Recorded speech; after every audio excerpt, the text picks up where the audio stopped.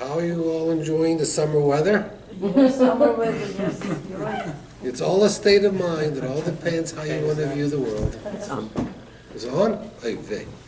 Okay, Anyway. let's begin. A lot to cover tonight. Vaydaber Hashem el Moshe lemor. So the first thing we have in Parshas Kisisa is the machzis hashekel, the half shekel coin. So let's figure this out. How often do they collect the half shekel coin? Once a year. Once a year. What month? Adar. Adar. They collected it, they made announcements, and in a week or two it's going to be Pasha Shekalim. We're going to read about it. They collected the half shekel coin, and the money they collected in the beginning was used for the Mishkan, but eventually it was used to buy korbanot, sacrifices for the Beit HaMikdash. Everybody gave a half shekel. If you were rich, could you give more than a half shekel? No. No. If you were poor, why? Because the Torah says so. It's very interesting. The Torah's respect was everybody's the same. Rich, poor, when it comes to the korbanot, everybody gave equally, everybody shared equally. No one was more important than the other. Now, the Abar Benel says something really amazing. He says, in the olden days, they didn't have half shekel coins. They had coins that weighed a shekel. And people broke it in half and gave half. And I guess they gathered all these half silvers and melted it down into bars of silver, and they bought things with it. But the Abarbanel says they didn't have half shekels. How to break it? It's possible. You know what? Anything is possible if it's soft enough. Now, I have coins in my collection from the second Beit HaMikdash. I don't know, I remember, maybe I brought it in once, I don't know. But I have coins back then, and you can feel the weight. But that's what the Abarbanel says. In the second Beit HaMikdash, they already had coins that say half shekel. As a matter of fact, there's a museum in Borough Park. I think it's called the Living Torah Museum, where you go in, they have all the animals, and you can see all the animals, and they have videos. This person, he hires boats that did excavations. They did in the Mediterranean, they found sunken ships. And they brought up big pots dating back to the second Beit HaMikdash, right? And inside, it was stuffed with coins. And he used a special system to separate the coins, and he found the half shekel coins in there. Now, there's a segula that if you own a half shekel coin, it's a bracha for tremendous wealth, for parnasa tova. And this guy found like 22 of these half shekel coins. He sells them in Borough Park for $10,000 each. 10,000 or 12,000 or 15,000, and people buy it. He told me when I was there, I took my grandchildren there, he told me that he had 22 coins or 27 coins, he only had 4 left. Which means he sold coins totaling $250,000. And they were original half shekel coins found from the second Beis HaMikdash, from excavations, from ships that were sunken in the water. It could have been Roman ships or Greek ships, where he found those coins. How they know? There's writing on it. There's a design. If you Google half shekel, you'll see the design with all the pictures and the designs from the second Beit HaMikdash. But these are originals, and he sells them. And he has stories. People who bought it, they had no hatzlacha, they bought it, now they're multimillionaires. He has all these stories, of course, to promote his product. He's not going to tell you a story that someone bought it and went bankrupt. No, he's not going to tell you that story. But he has these stories of people who bought the half shekel coin and became very, very successful. And it's brought down, it's a school for parnasa. Next question. When they gave the half shekel coin every year, did they make a bracha? A bracha like Baruch Ato Hashem Elokeinu Melech HaOlam Asher Kidishanu B'Mitzvosav Yitzivonu Loses Machzis HaShekel. No. It was a mitzvah to give the half shekel coin. Did they make a bracha? So you say no. Let's think it out for a moment. When you give tzedakah, You don't say do you make a bracha? No. Why not? Tzedakah is a mitzvah. A poor man comes, you say to him, no problem. I'm going to give you $5. Let me make a bracha. The law says tzedakah, and give him You're not $5. going to feel comfortable. So you might embarrass him. Other people say is that you have to make a bracha if you're like a real Litvisher person. First you're going to go wash your hands. Then you got to put your gartel on. Yeah. Then you got to get into the mood. By that time he could drop dead, this guy, for the $5. You know, he's not going to wait for that. So forget about it. Then forget about it. The real reason we don't make a bracha on tzedakah is because you never know if you gave enough. That means if I make a bracha on shahakol for water, I drink water, I know I fulfill the mitzvah. I can drink more water, but I fulfill the mitzvah. Who says giving $1 is the mitzvah? Maybe it's $5, maybe it's $10, maybe it's $100. You can't fulfill the mitzvah. So therefore you can't make a bracha, because you don't know. The same thing is we don't make a bracha on the Pesach Haggadah.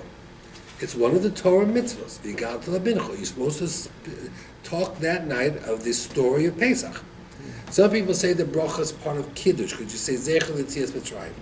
But we don't make a bracha, Asher ki yishana b'mitzvos v'tzivanu, l'saper sipur yitzias Mitzrayim, to tell the Pesach story. Why? Because what if you did it in an hour? Did you fulfill the mitzvah? Maybe you need 2 hours, maybe you need 5 hours. It says, Kol amarbe, the more you do it, the better. That means there's no way to know that I fulfill the mitzvah. So therefore it might be a bracha levatola, we don't do it. The Rashba says that we don't make a bracha on the machzis hashekel, but others disagree. You should know that it brings down from others that they say that they made a bracha machzis hashekel. Yeah. Exactly what I said. Asher ki rishana b'mitzvosav v'tzivonu lo seis machzis hashekel. They made a bracha. Now it says Zecher Machzis. Now it's all zecher. We get the machzis hashekel when today? Purim. Erev Purim. Purim, yeah. Tanit Esther. That's a mitzvah. It's a the best mitzvah, way. The best way. But that's because we believe that our machzis hashekel neutralized the money, the 10,000 shkalim that Haman paid Achashverosh to kill out the Jews. Okay, so we give it as a remembrance of what Haman did. Yes. But we don't have them now. It would be very nice if the shul here decided that every Adar they would collect $300 from every member. No. It would be a good custom, Oh. like the Machzis HaShekel, and then the rabbi could promise you parnasa tova if you give it. Moshiach coming then. Or if everybody gave Mashiach would come. Or everybody leaves away. If everybody gave him Mashiach would come. Okay. Now, let's go a little bit further. We have in this week the sin of the golden calf, the Chet Egel. We're going to go into it a little bit. We have the Keturas, but a few things before that. Vaydaber Hashem al Moshe lemor. Hashem speaks to Moshe. Re'ei, I want you to see. Korasi b'shem, I called by name. Who's going to construct the Mishkan? B'tzalel ben Uri ben Hur. Okay? The grandson of Hur. Va'amale oso ruach Elokim, I filled him with the spirit of Hashem. B'chochma, tvuna, and das. We call that Chabad. Chochma, Bina, Das. The three ingredients that Hashem used to create the world. The Mishkan was a miniature creation of the world. Everything that Hashem used to create the world, the 39 melachot, we learn out from the Mishkan. We learn out a lot of things from the Mishkan. So Betzalel had all the wisdom. So the Gemara, very interesting Gemara, the Gemara in Bracha says, Ubelev kol chacham lev, Hashem gives chokhmah only to the smart person. That means in order to get the wisdom of Hashem, you have to have the wisdom already. You have to be smart. So everybody says, it's a catch-22. If I want to get the wisdom, I have to be smart. If I want to be smart, I have to get the wisdom. What comes first? So some people say that some children are born smart. It's natural. But there's one of the Perushim say very interesting. The Chachma has to be something that you're not born with. And we have a pasuk. Reishis chochma. What's the beginning of all knowledge? Yirat. Shamayim. Yirat Shemaim. Yirat Elokim. And Hakol b'dei Shemaim. Everything is in the hands of heaven except for Yirat Elokim. So you know what the beginning of chochma is? You have to have Yiras Hashem. If you're smart enough to fear and love and respect Hashem, then Hashem will make you smart. Wow. So that's where the beginning is. Where does chochma begin? Reishit chochma yirat Hashem. So B'Tzalel, even at his young age, had fear of Hashem. He had fear of Hashem. Hashem gave him everything else. Now, I want to bring out to you, before we get into the Chet Ego, just a little bit further in. It says in Perek Lamed Bey's Pasuk Vav, and this is just something that I want to point out. It says, Perek Lamed Bey's Pasuk Vav, it says, Vayashkimu mimachrat. The Jews got up early. So there's a famous Rashi. HaSatan Zirzom, the Satan woke him up very early in the morning, Kidei sheyechatu, in order that they should sin and have a full day to do Averos. So the Meforshim all say, I don't get it. I know the Yetzer Hara is very powerful, but usually what does the Yetzer Hara do? What's his tactic? Does he wake you up in the morning for davening? No. Just the opposite. Sleep. Usually he wants you to sleep late. And when it comes to do mitzvahs, he makes you lazy. And he makes you depressed. And you want to stay in bed. And you never want to get out of bed. The Yetzer Hara usually is there to make you lazy, late.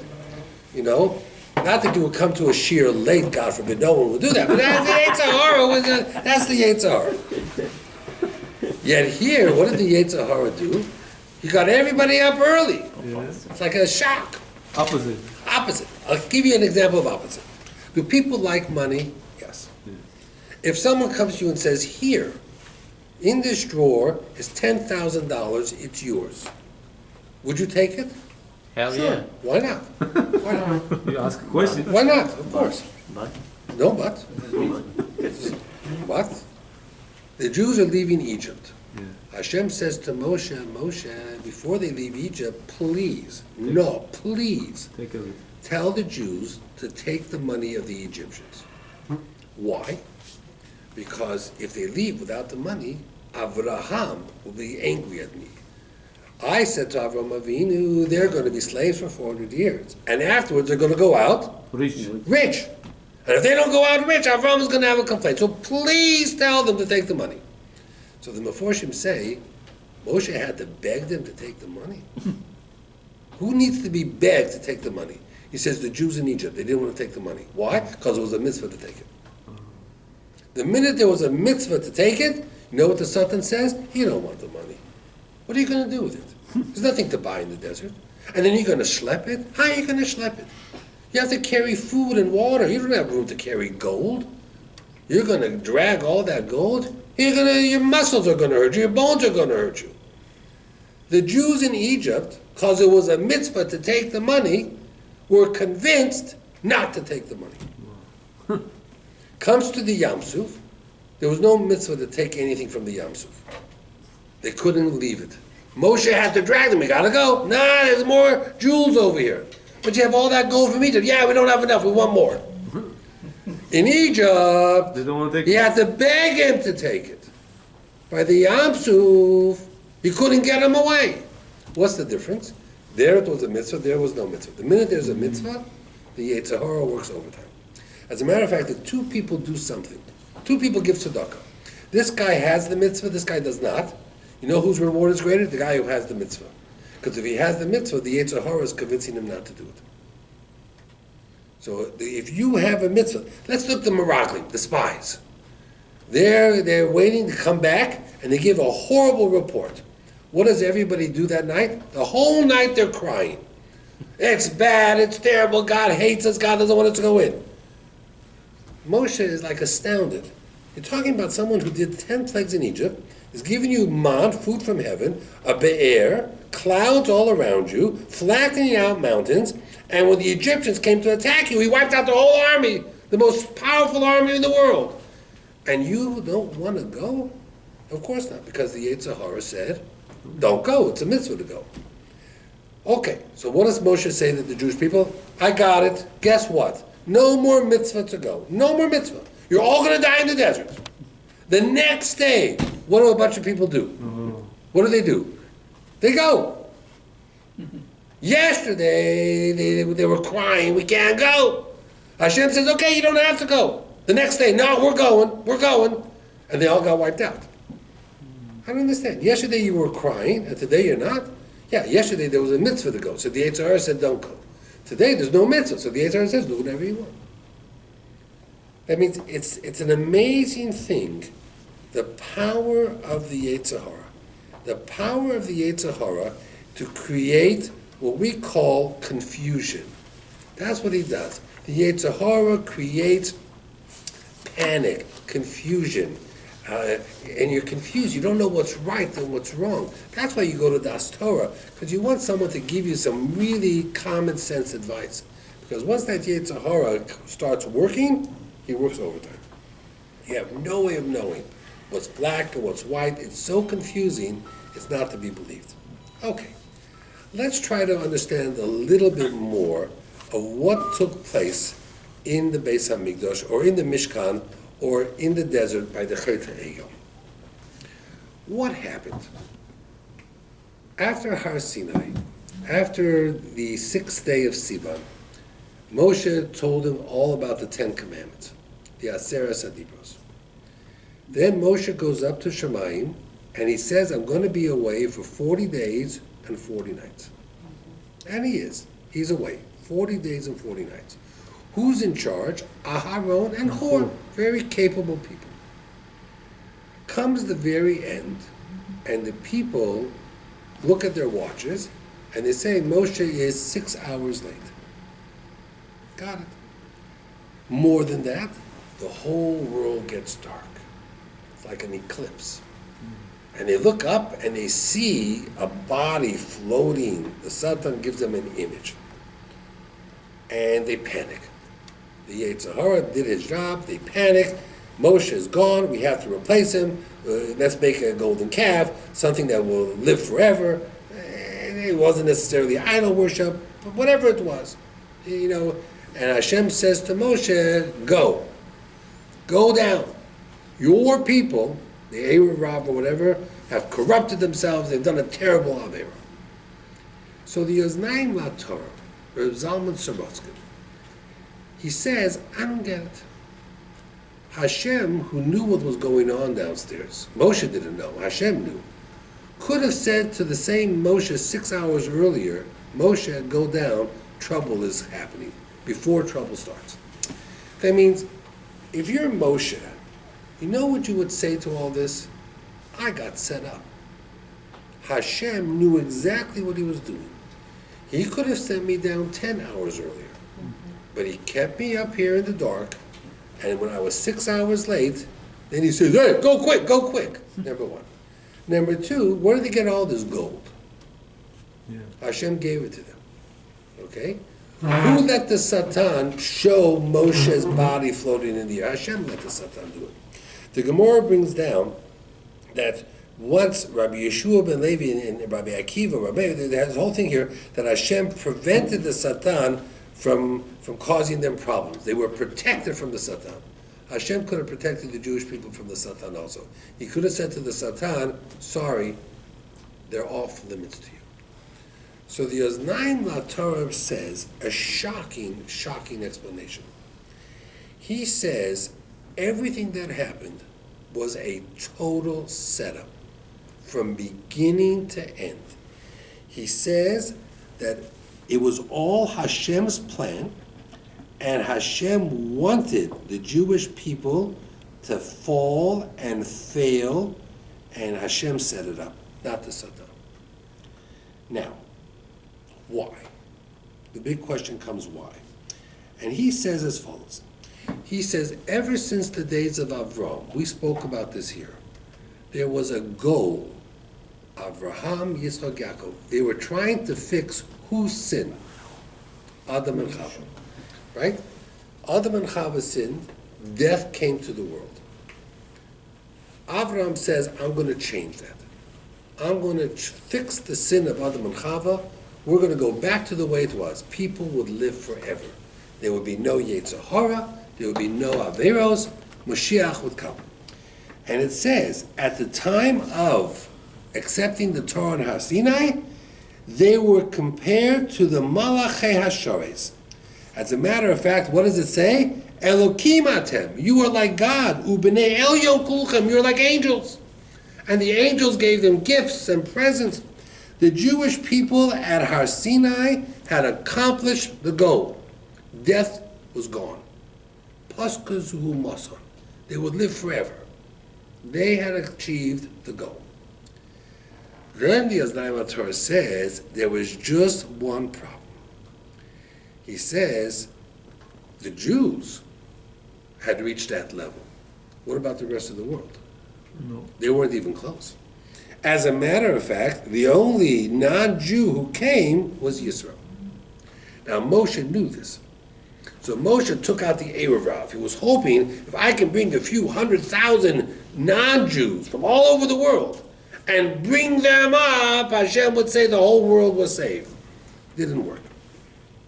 So Hashem said, now I got a problem, he says. Half the world is like angels, the Jews. The other half are still as low can be. He said the world can't function like that. So I got to do one or two things. Either I bring the Jews off their pedestal down, or I miraculously bring the non-Jewish world up, which he couldn't do.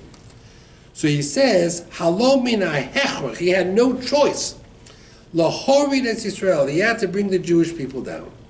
So he told the Satan, you have a free reign, do whatever you want. I will help you. I'm going to keep Moshe in Shemayim. I'm going to keep him in the dark. You pretend he's dead. Go for it. And between the two of them, the Jewish people fell into the golden calf. And Moshe knew this. Moshe's argument to Hashem was, you blame them? You want to destroy them and make a nation out of me? It's not happening. I'm not part of this. If they're not good for you, I'm not good for you. I know what happened here. You set them up. You set me up.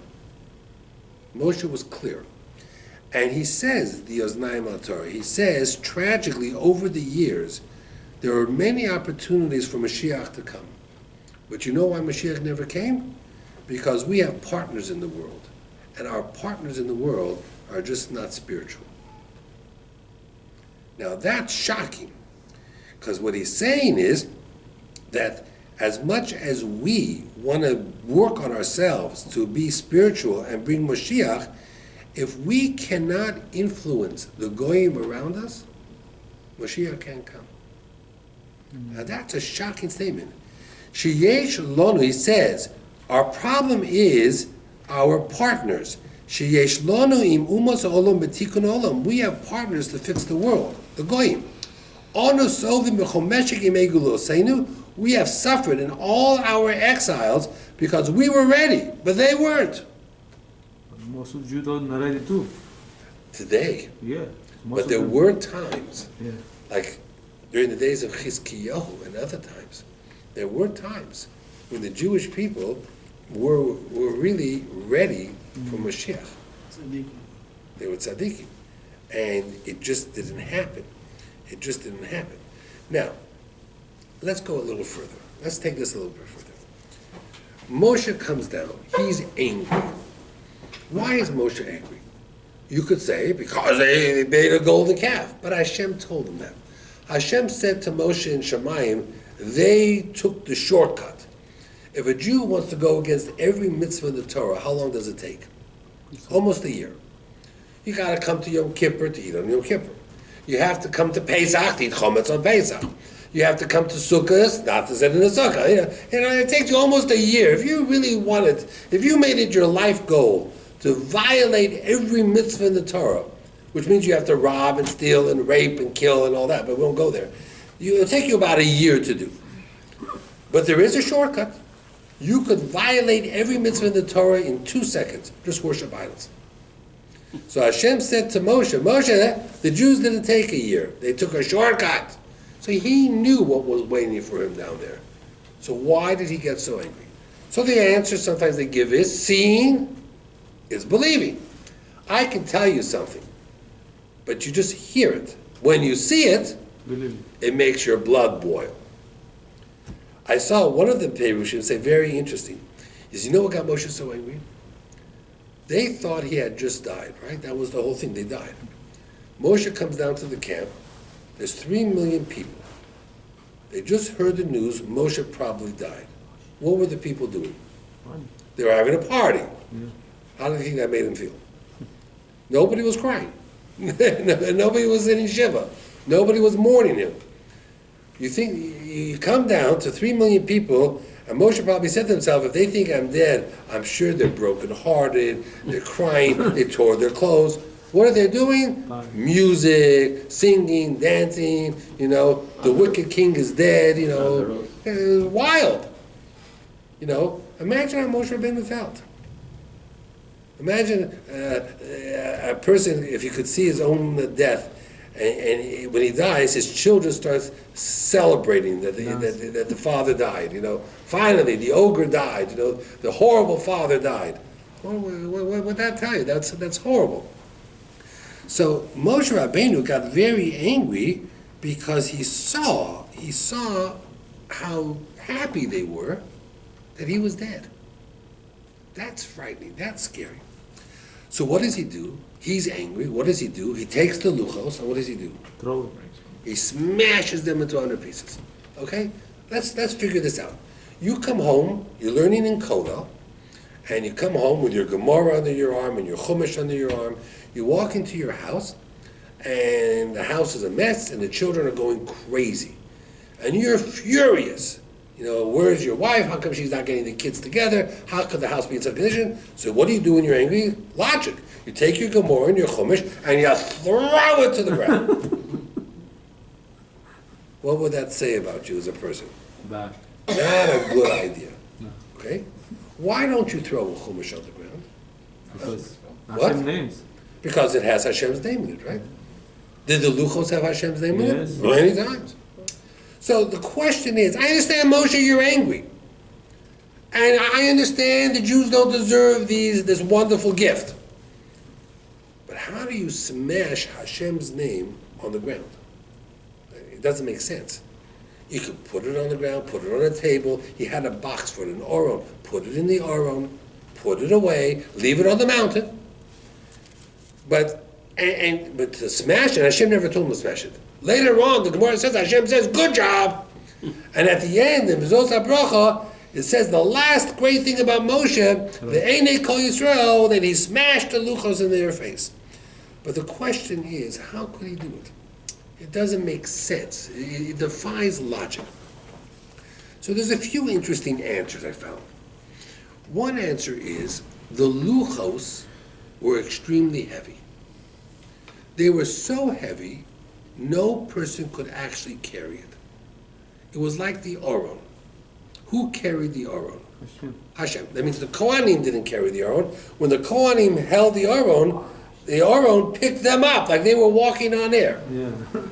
So the Luchos were so heavy that Moshe brought them down. Under natural circumstances, he couldn't carry it. Hashem was holding on. When Moshe saw the golden calf, Hashem simply let go. So the Luchos just fell because they're too heavy. It says he threw them. So the Pirush says, what it meant is he threw them a little bit so they didn't fall on his feet. It would have smashed his toes. So they smashed 3 inches or further away. But Moshe didn't drop them. He didn't smash them. He just couldn't hold them. They were just too heavy. That was one answer. Another answer is, the Gemara says that the letters on the Luchot jumped off. Flying off. So the Luchos at the end were only blank rock. Stone, blank. So that you could smash because it had no value. What I found fascinating was from the Das Zekeni Mibalei HaTosfos. It's a Pirush in the Chumash. This is fascinating, what he says. Let me paint the scene. Okay, let me paint the scene. It's Simchas Torah. Now maybe here it's not possible.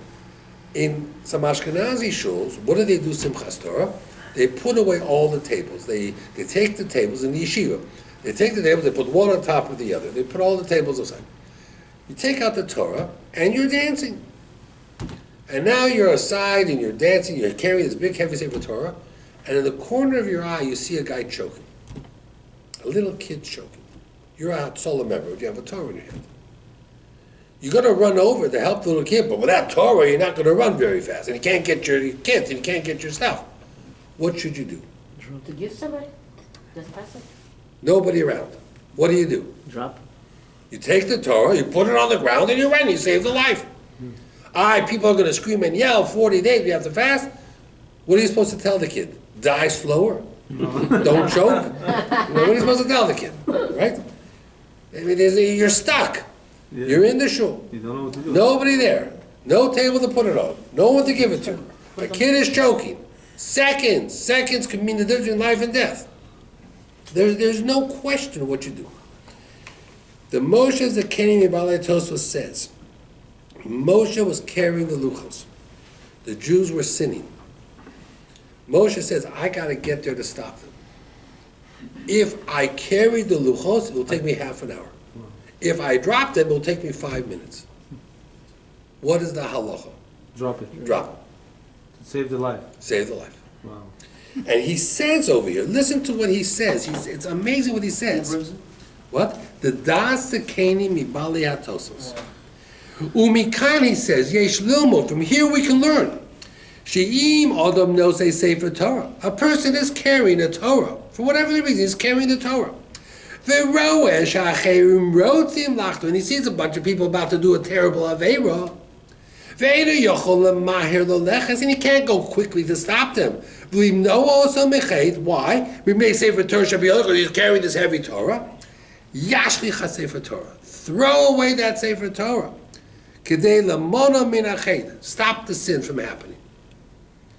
That means people are living Torahs. When you have to make a choice between a written Torah and a living Torah, living Torah wins. That's what the Das Kenim. Wow. So Moshe broke the luchos because he had a job to do. Make peace between the Jewish people and their Father in heaven. And the sooner he got there, the better. And the only way he could get there quick was without carrying 300 pounds on his shoulders. And that's what the Das Zekenim Mibale Hatosol says. Wow. It's an amazing answer. Wow. It's an amazing answer. And that was leadership. That's what we talk about over the years. That is a form of leadership. Care about people. And that's why Moshe, when Hashem said to Moshe, I'll make you in charge, we'll start over, I'll reset the clock, you'll be the Avos, you'll be Avraham, Yitzchak, Yaakov. Moshe said, thank you, but no thank you. Not interested. Really, I'm not interested. And when Hashem says, no problem, Moshe, let me send a malach in place of me, things will go smoother if you deal with the angel. He said, no thank you. But Michael, the nice guy, it's okay. I don't want to see him again. And for 40 years, Michael never shows up again. Only by Yoshua. Okay? So it's very, very interesting, really, what it is. Now, Moshe Rabbeinu, the next thing, what I'm going to tell you is even more fascinating. Let's see if I can share this with you. We learn out the customs. We learn out the customs of a wedding from where? Where do we learn out our wedding customs? Do you know? Do you know where we learn out our wedding customs? Ladies, where do we learn out all the customs of the chuppah from? Har Sinai. Remember, what was Har Sinai? It was the marriage between God And Jewish people. and the Jewish people. Right? That's what Har Sinai represents. Hashem was like the Chatan going out to the Kala. We were the Kala, we were the bride. What was the ring that was used? The Torah. Okay? And in many ways, that's what the letter Aleph symbolizes. I once drew it for you. If you draw a letter Aleph in a Torah, you have the Vav. That represents Torah. Every column of the Torah, except 5, begin with the letter Vav. The Yud on top is Yud Kei Vav Kei is Hashem. The Yud on the bottom is Yisrael. God, Torah, Israel. The Aleph represents the marriage. Yud Vav is 26, is Yud Kei Vav Kei. Okay? So now, the Gemara says Har Sinai was suspended over the heads of the Jewish people. When you get married, what is over your heads? The chuppah. Okay? So Har Sinai represents the chuppah. Har Sinai had flowers everywhere. What do we have on our chuppahs? Flowers. If someone says to you, I'm not putting flowers on the chuppah, it's a non-Jewish custom, what's the answer? No. It's a very Jewish custom. It represents the Har Sinai. Okay? We Ashkenazim, when we walk down, we carry torches. Har Sinai had torches everywhere. It was the fire everywhere. You know, we don't blow shofar maybe, but it was Har Sinai. So we walk down with torches. We walk around. The Kala walks around the Chatan 7 times to say that the customs that she's going to follow his customs.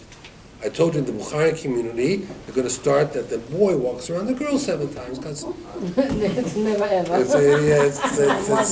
we know what's happening here. You know, let's get real. Well, okay, maybe not. At the end of the chuppah, we break a glass. Why do we break a glass? No, the Beit HaMikdash.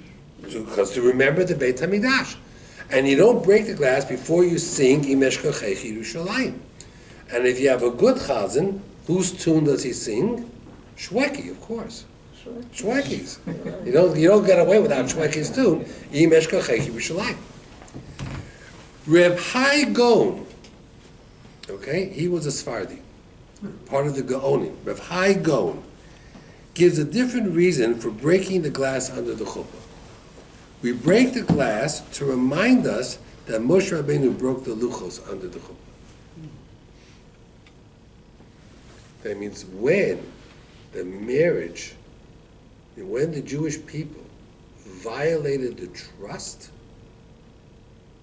what did Moshe do? He took the marriage contract and he broke it. He broke the luchos. To remind the Chas and Kala, today is a happy day for you. But if you want it to stay happy, it requires hard work. So we break the glass thinking, oh, for the Churban Beit HaMikdash. But we don't learn wedding customs from the destruction of the Beit HaMikdash. We learn wedding customs, Reb Hai Gaon says, from Har Sinai. And the only thing that got broken at Har Sinai were the luchot. And he says, that's why we break the glass. I don't think you ever heard that before. Now, one person actually saw the original luchot. That means Moshe had the luchot. He came to the camp, he saw the golden calf, he smashed it before anybody got close. But there was one person who actually got a first-hand, close-up look at the original set of luchot. Who was that person? Aaron. Very good. Not right, but it was good. I want to reward your effort. Yeshua. Yehoshua. Why did Yehoshua see the original luchot? Because it's closer. Because for 40 days and 40 nights when Moshe was in Shemayim, where was he? Downstairs waiting. He was at the foot of the mountain. Waiting for it. Everybody went home. He stayed at the foot of the mountain. Now, that took effort because it meant that normally his food, the man, fell by his tent. But he wasn't anywhere near his tent. So the Gemara says, Hashem let the man fall by his feet. So when Yehoshua stayed behind, Hashem had to reorchestrate the delivery. Amazon no longer delivered at his home or in Long Island City. Had to go someplace else, but they delivered anyway, by his door, okay? So it's amazing. Yehoshua, and because of that, Yehoshua saw the original luchot. When Moshe came down, he had a conversation with Moshe, and staring him in the face were those luchot. Now, when you see something of that caliber written by the hands of God, it changes you as a person. Changes you. It calls Yehoshua Nar. He was, it says, Umishraso Yehoshua ben Nun Nar, Lo Yomish Mitocha Ohel. He did not leave the tent. How old was this little boy, Yehoshua, at the time that Moshe came with the Luchot? What was his age? 60 maybe? Well, let's figure it out. Let's do some math together. 67. How old was Yehoshua when he died? 110. 110. Okay, agreed. How many years did it take him to conquer and divide Israel? 14. 14 years. 110 minus 14 is 96. How many years were they in the desert? 40. 96 minus 40 is 56. 56. How old was Yehoshua? 56. And it calls him a little boy. Close, very close. Now, 56 years old, many of us who are 56 years old are now little boys. So some people say that he was called a little boy because he had the enthusiasm of a little boy. Energy. It means even at age 56, when most of us are exhausted and tired, and the rabbi speaks, we fall asleep, Yehoshua was right there like a teenager. He had the power of a teenager. That's one answer that they give, which is a very common. He had the enthusiasm of a child. There is another answer, which is a fascinating answer. It says, Umishorso, Moshe's assistant was Yehoshua. Nar lo yomish mitocha ohel. Yeshua had a philosophy. If you were someone like Moshe Rabbeinu, everybody wanted to speak to you. Everybody wanted to come talk to you. Let's say you had 20 people standing at the door. Some elderly people in their 50s and 60s and 40s, and a bunch of kids who were 12 and 13, 8, 9. Who would you let in? Who would you send away? Older people. You would let in the older people, and the kids Go home. go home. An 8-year-old doesn't have to go see Moshe Rabbeinu. Yehoshua did just the opposite. It says, Na'ar, the little children that came to see Moshe, Lo yomush mitocha ohel. Yehoshua never chased them out of the tent. You know why? Yehoshua believed that if an 8-year-old would look at Moshe Rabbeinu, his life would change forever. He'll become a totally different person. Because seeing someone as great as Moshe changes you. If a person, think about your own children. If your children, could have a relationship with someone who is great and had a communication with Rabbi Ovadia Yosef, literally that every time they came, Rabbi Ovadia Yosef let them into the house and would talk to them and speak to them, your child would be a totally different child. Has to be a totally different child. Can't be the same child. I have a story for next week with Rav Finkel, Lazy Yehuda Finkel. I'll tell it to you next week, but it's an amazing story. But that was Yehoshua. Yehoshua had a philosophy. And know what his philosophy was? That kids are important, and kids can be influenced, and kids are impressionable.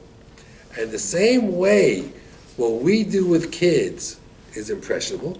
If you feed your kid sugar or caffeine, and then you wonder why they don't go to sleep at night, you don't have to wonder. They're going to be bouncing off the walls because you gave them sugar and caffeine. So kids are impressionable. And things that impress children, Gedolim can impress children even more. Okay, I want to share with you a story. Next week and the week after, I'm going to get more and more into Purim, and I want to share with you some of the events of Purim and everything that happened with Purim. Obviously not yet, but we're getting closer and closer to Purim Day. But there's something, this week was Purim Chatan, which means Yud Dalet Adar Aleph. Purim is in Adar Beis, but this week was Yud Dalet Adar Aleph. So I want to share with you a story vis-a-vis that. First of all, there's an interesting Gemara. the Gemara asks a very strange question. The Gemara says, Mordechai min ha-Torah minayin. It's a Gemara in Chulin. Where do we have Mordechai's name in the Torah? Okay? Now, they want to know where Haman's name is in the Torah. And it says, Hamin ha'etz. Did you eat from the tree? Hamin. Did you spells the letters Hey Mem Nun spells Haman. So Haman's name is in the Torah. Okay. Where is Mordechai's name in the Torah? This week's Parsha. Kisisa. One of the spices is called Mordoror. And the Targum translates that Mar Dechaya, which if you read it quickly spells Mordechai. Mar Doror. Mar means bitter. Dror means free. So one of the Meforshim say Mem Resh Mar is Gematria 240. The same Gematria as Amalek. Dror means free. Mordechai freed us from Amalek. Mar Dror. Mordechai. So that's what's brought down. I want to share with you a story. Remember, what's the theme of Purim? The theme of Purim is that 1 minute everything was horrible, and the next minute everything was great. V'nahapachu, how the whole world was upside down. And that's why we wear costumes. 1 minute we look like this, 1 minute we look like that. The whole Purim is a holiday of contrast, of extremes, from one extreme to the next. Listen to this story. This happened about 10 years ago. I wrote it up back then. The Supreme Court of Israel, known as the Begats, that's what they're known as, the Supreme Court, the highest court in the land. You remember a few years ago I had to testify before, I was involved in a case with a divorce, and I had to travel to Israel for the Supreme Court.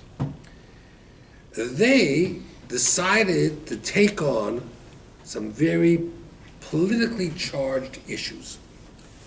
Number one, could yeshiva boys be drafted into the army? Now, that is still an issue that divides Israel, and there's been compromises where they don't sit in the army, but they do sherut leumi. They'll work as orderlies in the hospital, they'll do other things. But they were going to rule, could yeshiva boys be exempt, or can they be drafted into the army? The next issue they were going to talk about was who is a Jew? Mi hu Yehudi. Conversions. Until now, in Israel, which conversions were accepted? Orthodox. They were going to rule that conservative and reform conversions are also valid. Supreme Court. And the third one was different cities like Yerushalayim had religious councils. Who could sit on those councils? Only Orthodox men. They were going to open it up to women and conservative and reform Jews. Monday comes, the Supreme Court rules. Yeshiva boys can be drafted. Conversions, all conversions are acceptable. And the city councils are open to everybody. The Orthodox community was enraged. The papers all across the world, the New York Times, the New York Post, all the papers wrote that the Supreme Court of Israel is the smartest, wisest, most inclusive court in the world that ever existed. No. They're the best. They're fantastic. They are going to bring all Jews together under the umbrella. The Supreme Court, nothing is greater than the Supreme Court. Okay. What did the Gedolei Israel, what did the Orthodox community do? They organized on Wednesday a Yom Tefillah, a day of prayer. Yeshivas gathered in social halls all over the world, 100,000, maybe hundreds of thousands of religious Jews gathered together for one purpose, to say for 20 minutes Tehillim. The papers noticed that hundreds of thousands of religious Jews got together, and there were no arrests for disorderly conduct, and there was nobody drunk, nobody was drinking beer. They actually got together and they prayed, like Very unusual. Doesn't happen in the real world. Thursday morning, the Supreme Court had another case on the table. It was a case where a fellow named Samuel Scheinbein from Maryland, who was Jewish, escaped from the United States after being accused of murdering a fellow named Alfred Tello, who was 19 years old. So here is this guy, Samuel Scheinbein, escaped jurisdiction of the United States and ran to Israel. He was arrested in Israel. Maryland and the United States requested that he be extradited. What does extradited mean? Send it back. Sent back to the United States to stand trial for murder. The Supreme Court of Israel ruled that a Jew who runs to Israel will judge him here. We don't extradite. We don't send Jews back. Maryland argued, but you don't have the death penalty. We have the death penalty. The Supreme Court said, sorry, we don't send Jews back. The papers on Thursday, remember Monday, the Supreme Court was the best. The papers on Thursday said that the U.S.-Israeli relations had been strained beyond repair. Congress threatened to freeze all financial aid to Israel. It also raised questions who could be considered an Israeli citizen. The victim's mother, Mrs. Tello, called the Supreme Court's decision the most ridiculous decision of any court in the world. On Monday, the Supreme Court was the best. On Thursday, they were a laughing stock. What happened between Monday and Thursday? Only one thing. A few 100,000 Jews got together for 20 minutes and said Tehillim. That's what Purim is all about. Have a good night. Question. How about the Gerim with the Chalat with the Syrian community? Why don't they accept Gerim? The Gerim from? The Syrian community, if you marry a Ger, they won't give an aliyah to the Torah. The Bukharians have the same, they don't like Gerim. No, but we meant the Syrians. I can't speak for the Syrian community. If someone converts Orthodox, They won't give them aliyah. that's unfortunate because Ilchas Gerus is part of Shulchan Aruch, Right.